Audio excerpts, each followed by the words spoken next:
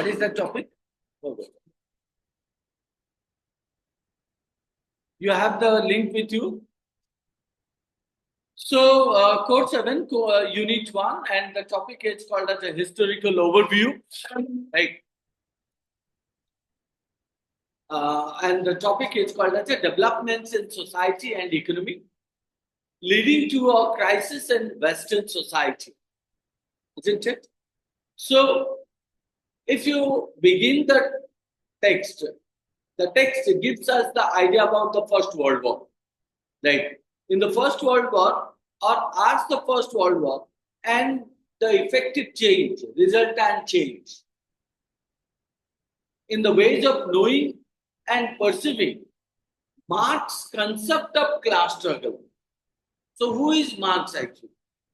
And what did it say about the First World War and the resultant change? Because we all know that what any war or any kind of a calamities, once they happen, after that what happened, there are certain changes occur, isn't it? And that is what it is stated. First World War and the resultant change means effective changes in the ways of knowing and perceiving. So, on the basis of that war and the effect of it, Karl Marx, right? So, whose concept is on the basis of the class struggle, right? What do you mean by class struggle? So, it indicates about the two different classes, right? One is called as upper class and the lower class, and the struggle in between them. So, Sigmund Freud, another person, whose theory of the unconscious. So, and these two things, Karl Marx class struggle and Sigmund Freud's unconscious theory, and these two things are to be discussed in this particular unit. So, when we talk about society and economic development, what to make life better for everyone, isn't it? So, how society and economic development what make life better? There are a couple of things that we need to know. One is called as a growing the economy in a way that is sustainable. Sustainable, what do you mean by sustainable? Now, it's not like this month you do the hard work, you earn huge money, and next month you do the hard work, but you don't earn money. Growth is something must be sustainable, right? Sustainable means what? That's supposed to be, present in means not one day, not twice, 2 days. It should be enough forever. In that case, so growing the economy in a way that is sustainable. Second is what? Reducing inequality, right? Reducing what? Inequality and promoting what? Fairness. That is the second one. Third is called as ensuring everyone has access to basic services. What are the basic services? That called as a healthcare, isn't it? Not only healthcare but also education. These two. Then the fourth one is called as a supporting. Supporting what? The human dignity. What do you mean by dignity? Self-respect. You must respect to the other person who he is and what he has. Isn't it? So supporting human dignity and also protecting human rights. Isn't it? So that is what called as a society where we live, and we need the development in the economic part and also in society the humans develop. So what are they? Economy part, reducing inequality, ensuring everyone has access to the basic services, right? Education and hospitality, and the fourth one is called as human dignity, supporting to the human rights and human dignity, or protecting human rights. So this means what? Distributing resources fairly. If you talk about that growing the economy or growth of the economy, so in that case, what are you supposed to do? Now you need to distribute the resources fairly to everyone.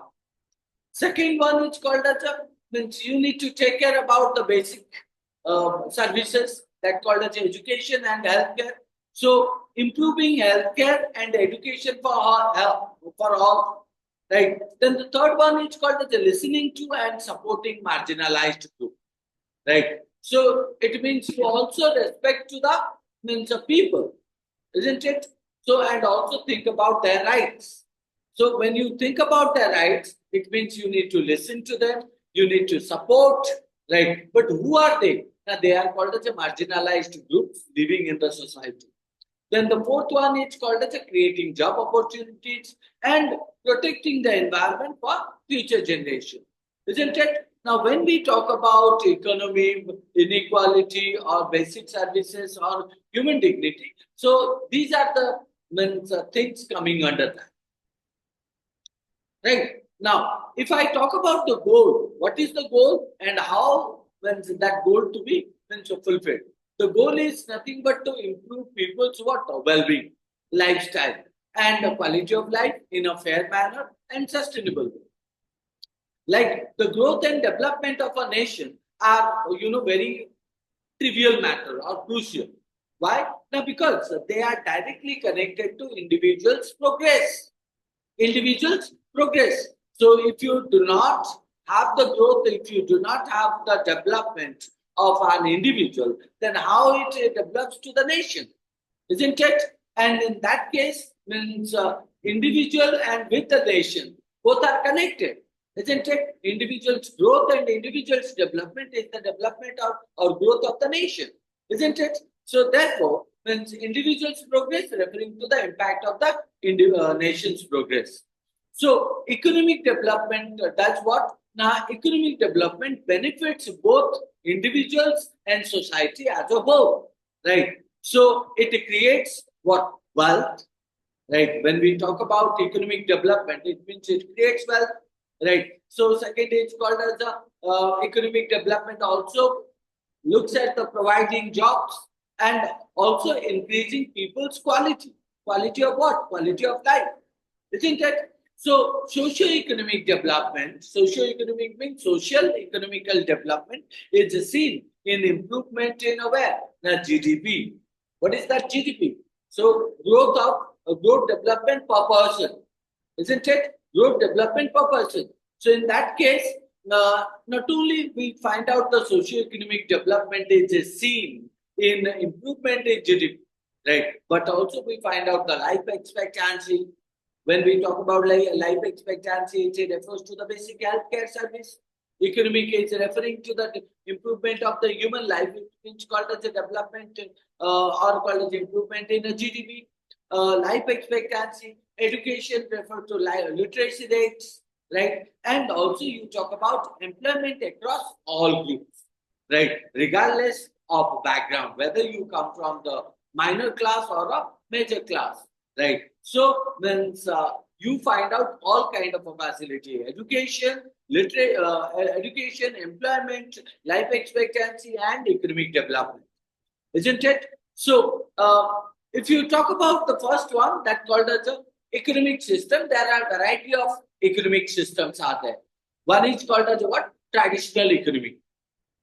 When we talk about traditional economy, it indicates that based on what do you mean by traditional economy? It indicates to the on the basis of the custom, right? On the basis of the past practices, isn't it? The way our forefather, they used to calculate the numbers in their mind or writing on a paper and they calculate it.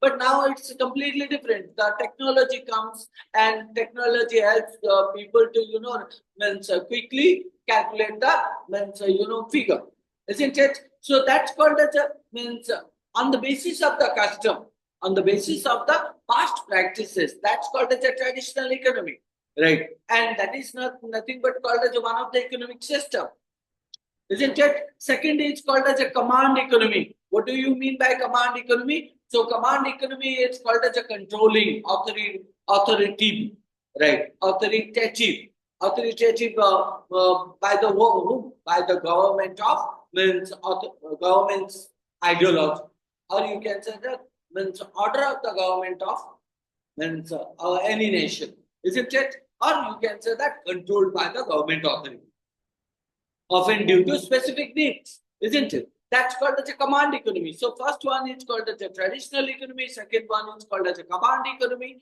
and the third one is called as a market economy. When we talk about market economy, so that is driven by what? Individual and business choices in a free market. So individual and business choices in a free market, right? So that's called as a market economy. So when we talk about moving by individual and business choices in a free market, so then the fourth one is called as a mixed economy. And when we talk about the mixed economy, that refers to the combined traditional and market system, isn't it? So in that case, we find out four of the different types of economy which have been referred to the economic system, right? So one is custom, one is a government authority, third one is called as individual or business choices in market, in a free market, and fourth one is called as a mixed economy where you would find out traditional and market systems both are followed, isn't it? Now, that is called as an economic system. Then the next one you would find out which is called as an economic development. So what is the aim of economic development, right? So, or what we supposed to do so that we find out the economic development in a nation. So when we say that economic development, that aims to do what? Improve infrastructure, isn't it? Imagine that if the infrastructure is not there, so where do the students do the admission, isn't it? Where do the patient go, right? So, and if the basement good infrastructure will not be there, so you cannot provide the place to live, right, and also place to do the treatment or place to educate students, isn't it? So therefore, economic development aims to do what? Improve infrastructure, education, safety, right, and job opportunity. Where do people work? People will do the work under the sky, right or not? So you would find out that different infrastructure is also are different areas where infrastructure is needed, and that infrastructure helps you for the what? Economic development. Okay, so many sectors such as banking, agriculture, manufacturing, transportation. So these are the areas that contribute to what?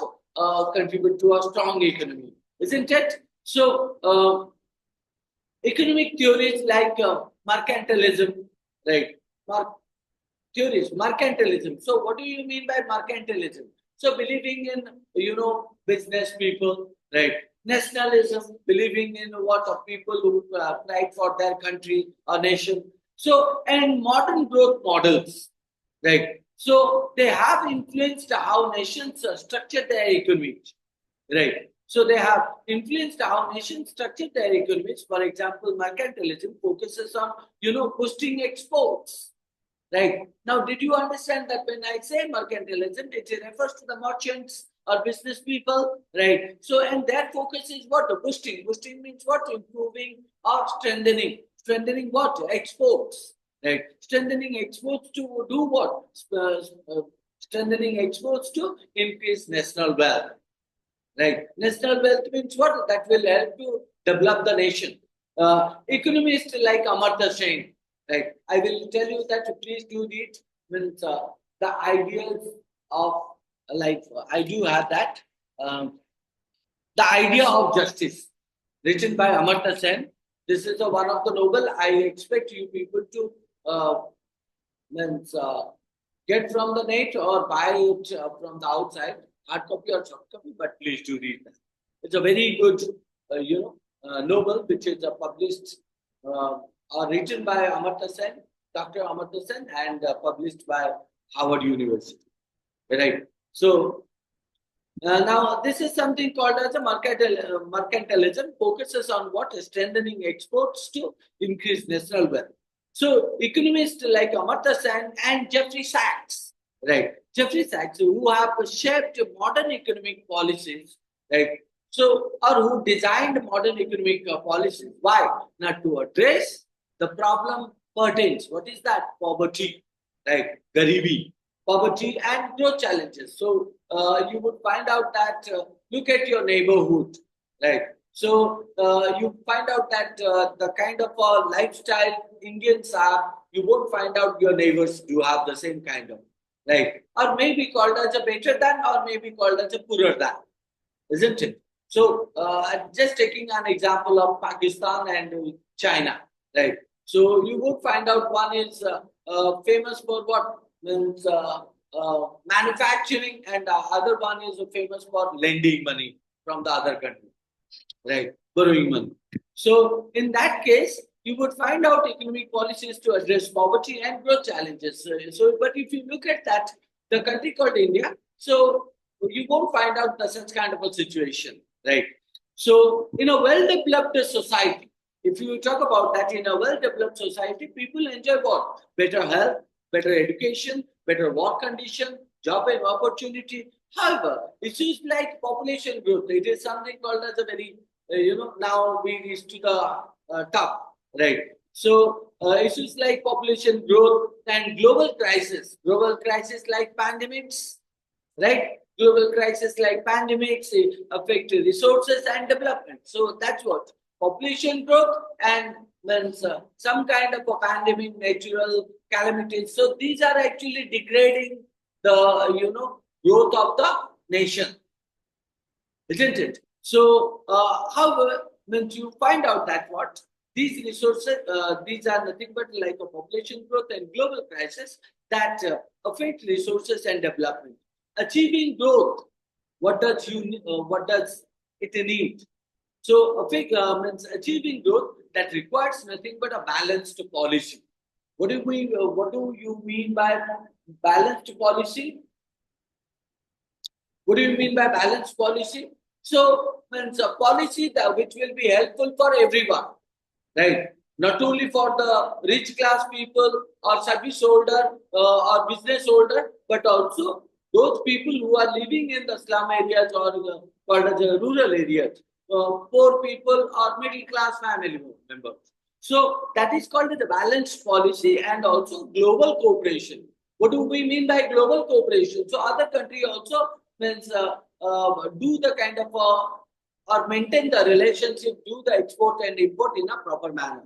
So recognizing the differences in what culture, economy, and social laws, right? Social laws across nations. In short, national growth is what tied to individual well-being. So the growth of the nation is the growth of the individual well-being, right or not? A prosperous nation, right? A prosperous nation means a nation that if you want to make it happy or called as living a good lifestyle of the human being. So what do we find out? Now ensures resources and opportunities.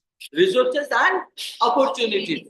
So resources means what kind of a resources you are talking about? The resources like you can talk about natural minerals, right? Minerals and fossil fuels, all such kind of a things, right? Minerals, natural minerals, as well as you can talk about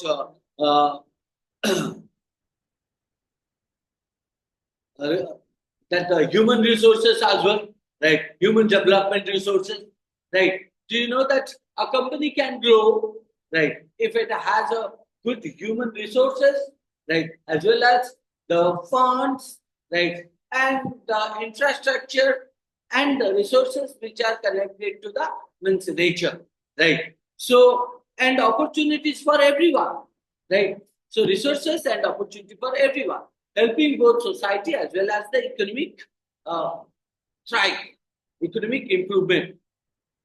So national growth and development are essential. National growth and development are essential for whom? Now for improving the lives of individuals. Lives of individuals.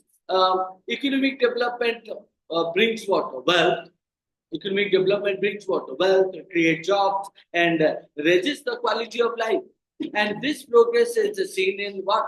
Higher GDP and longer life expectancy and better literacy rates and increased employment opportunities for all. Right. So different economic system like a traditional, command, market, and mixed economic, each plays role in a what? shaping growth of the country, improving infrastructure, education, and safety. They are the key areas of focus or main power. Economists like Amartya Sen, right, who have influenced policies to do what? Now address poverty and support sustainable growth, effective development for effective development policies that require adapting to social, cultural, and economic differences globally. Okay. Now, next is called as economic nationalism, right? So when we talk about economic nationalism, it is what actually? What is that economic nationalism? It is nothing but an ideology, right? What do you mean by ideology? Economic nationalism is called as an ideology. What do we mean by ideology? Ideology means set of ideas, right? So, and what does it do? That emphasizes a priority, right? What does it mean? So what does it emphasize? It emphasizes nothing but the prioritizing and protecting a nation's economic interest.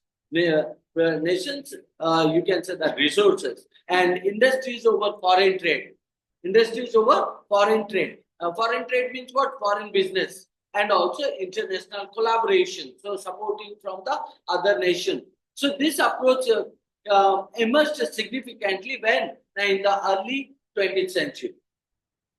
In the early 20th century, in response to what various global upheavals are called as you can say that such as wars, economic downturns, and shifting power dynamics. Right, these are creating nothing but a global upheavals. Right, global upheavals, global turmoils, right, or disturbance that happen in the different nations across the world, isn't it? So therefore, it is stated that economic nationalism advocates what now are advocates of economic nationalism who generally supports to the economic nationalism, who favor the economic nationalism, right? So they believe in strengthening the domestic economy, right? So the strengthening the domestic economy. What do you mean by domestic economy? Let's say that we are talking about the nation. The nation is segregated into 28 or 30 states, right? And if each state, right, so tries to strengthen its economic part, then definitely it contributes to the nation's strength, isn't it? So therefore, it is stated that the domestic economy by focusing on local industries, agriculture, and resources. Right. So they often do what? They often aim to reduce dependence on foreign markets. So you don't want to, depend upon foreign countries. Let's say that the Odisha recently in the past, you would find out Odisha is suffering with the water. The problem in a vegetable that called as a potato, tomato, and other things. And for which it depends upon Kolkata, West Bengal, it depends upon Bihar, it depends upon Madhya Pradesh. Isn't it? Sometimes the government says that we have talked over the minister of that particular state, this particular state, and we have finalized everything. Why do you depend upon other state when you have the resource, when you have the manpower, everything? Isn't it? So this says that what means the local must strengthen. Local must strengthen what means industries, agriculture, and resources, right? And they often aim to reduce dependence on foreign markets and promote self-sufficiency. Self-sufficiency means I do have sufficient. I don't need to borrow from you, or I don't want to depend upon you, right? So therefore, this philosophy also encompasses what? Studying various aspects of the economy, such as consumer behavior, right, and agricultural economies to address and manage national resources sufficiently, right? So that is what you would find out. Now we will move to the next one. The next one is called as the rise of economic nationalism in the early 20th century was driven by several factors. What are those several factors? One is called as geopolitical tension. When we talk about political tensions, economic nationalism. Economic nationalism is called as the nation that believes economical downtrodden or called as economic fallen. right? So, and it happens because of several key factors. What are those key factors? The first factor is called as the geopolitical tension.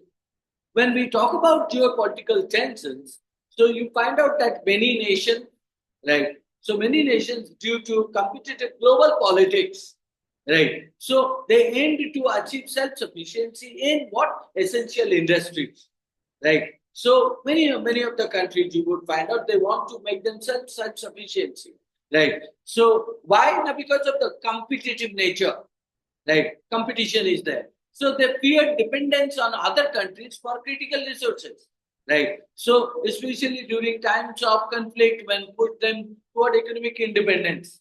Let's talk about that.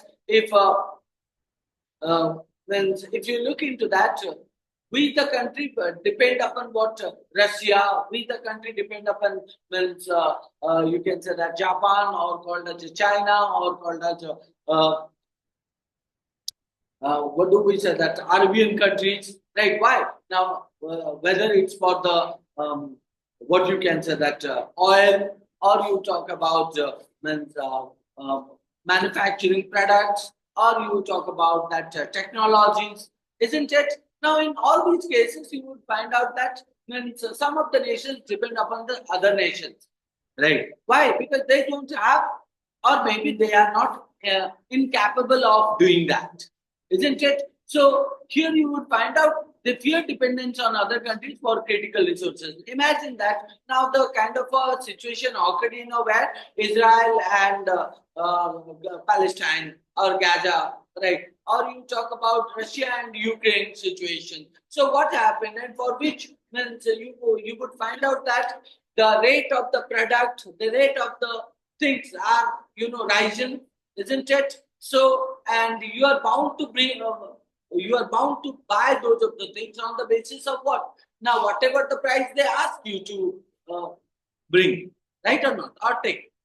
Am I clear or not? So, therefore, what we can find out that if you have self-sufficiency, you don't need to, compromise, right? So, the fear dependence on other countries for critical resources, especially during times of conflict, which push them toward economic independence. And that's why you can find out geopolitical tension is one of the tension that can consider as the factor for economic nationalism in the early 20th century. Second is called as a security concern, right? Security concern and world wars, right? So the destruction of World War One, the devastation of World War One highlighted what the risk, highlighted the risk for whom? Now countries that reliant on foreign trade, reliant on foreign trade means that depend upon the foreign business, isn't it? Now imagine that India is a kind of a country which is now not completely depend upon the foreign countries on technology because it has its own, right? Even the kind of agricultural part where also it doesn't depend much, right? So you would find out that, but because of the World War, it why it's so actually? Why you feel that self-sufficiency? Now, because certain wars will lead you to a situation where you cannot do the kind of a relation with the other country, isn't it? So, uh, uh, let's take the example. Even if you find out that what America, who is against of Russia, right? So, still India is trying to make a good relationship with Russia, right? India has a good relation with Russia as well as with America, right? So India doesn't support America to prohibit relationship with Russia, right? So in that case, what you find out here, then you would find out that the situation is like that, right? Because India knows that if Russia is a powerful country, and it can do anything and it can create a kind of a situation where economic downturn can be affected to the economic situation will affect to the country like India, isn't it? So therefore, security concern and World War. So the destruction of World War One highlighted the risk for countries reliant on foreign trade, and this led to the belief that economic self-sufficiency could enhance a nation's dependency, resilience, trust, and security by reducing, vulnerability in times of war. Right. So vulnerability means easily affected in a during the time of war. So besides geopolitical tension and security concern and the world wars, third one is called as a protectionism. Right. What do you mean by protectionism? To shield the domestic industries from foreign competition. Right. So it means what sometimes what happened, you would find out that uh, the situation is something like domestic product and national product. You find out that the foreign products are popular and powerful, right? And for which what it impacts to the domestic product, isn't it? So, and for what happened, domestic people are facing a lot, problem. So it is, and the government job is to what to cover or to protect these domestic industries from foreign competition, isn't it? Like many countries adopted what protectionist measures like tariffs and quotas, right? Tariffs and quotas.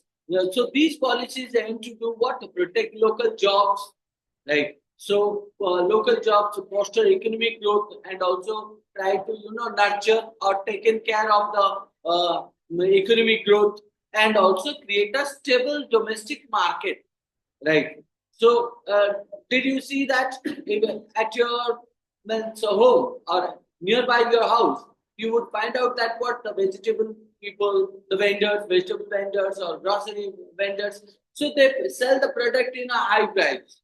But if you go to the market, you will find out that they do have nothing but a price which is very small, little, or in compared to the nearby your house vendor, isn't it?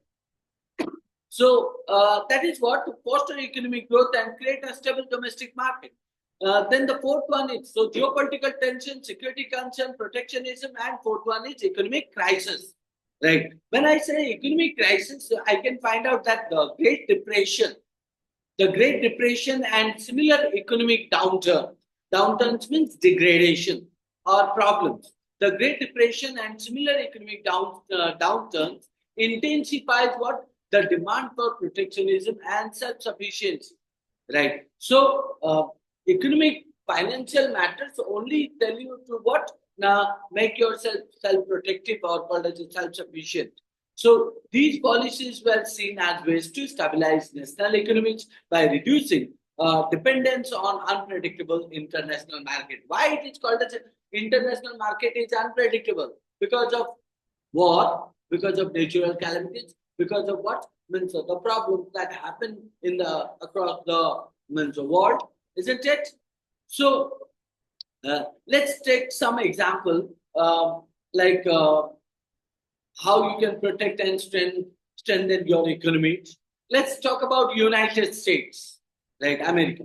To protect American businesses and jobs from foreign competition, right? So the US enacted the Hawley Tariff Act of 1930, right? So which raised the tariff, right? So or you can say that tax, which raised the tax on numerous imports.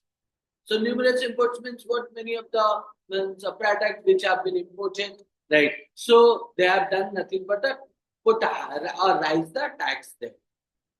So that is one of the example. Second, you would also find out that what this was intended to stimulate or why did America do that? Because it tries to give opportunity to its own domestic people, isn't it? So it tries to strengthen domestic industry during the Great Depression. Remember that Great Depression is called as one of the particular occasion that occurred in that place by limiting imports and focusing on American-made goods, right? So that is what you would find out that let's say that if India has its Reliance, right, that produce the mobile, right, but at the same time, what happened when what happened when iPhone comes to the market, Indian market. So what the national government of India must do now, it should put or it should raise the tariff of iPhone, right? So that people will buy the same kind of a product from other local or domestic company, right?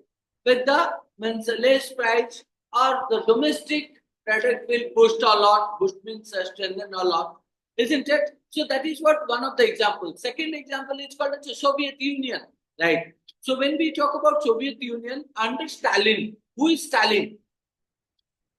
So under Stalin, Stalin is the head of that time. So the Soviet Union adopted economic nationalism through what? Through centralized economic planning, focusing mostly on what? Industrialization. Focusing mostly on industrialization. And this emphasized on self-sufficiency and to reduce dependence on foreign technology and goods, particularly by giving importance to heavy industry and domestic production. So isn't it? Then you take another example, Germany and Japan. So in Germany, after World War One, Germany did what? Now faced severe economic challenges. You need to know these are the examples so that you can apply, right? So economic challenges and worsened by war represents war reparation, right? So under Nazi rule, Nazi rule, policies of autarky, Autarky. What is that autarky? Autarky is called as a self-sufficiency, right? So policies of autarky or self-sufficiency were implemented. Why? Now to minimize dependence on foreign countries or foreign resources, right? That is what economic nationalism became a nothing but a main approach as Germany wanted to produce essential resources domestically, right? Then the fourth one that you would find out is called as Japan, right? So what Japan did here? So before World War II, Japan's economic nationalism involved in a what? Expansionist, right? Expansionist of what? Expansionist policies in Asia to secure means important resources and reduce dependence on foreign markets. And this strategy focused on what? Focused at building a self-sufficient empire that could support Japan's growth or growing industrial and military means ambitions. Isn't it? So that's what you would find out, right? So all total, we talk about what? We talk about nothing but the developments in society and economy, how it did, and what was the reason behind of improvement or development occurs, uh, and what are the crises that occur right during that period of time. And we also talk about nothing but more on economic system, isn't it? Hope you understood this. We'll move to the next part in the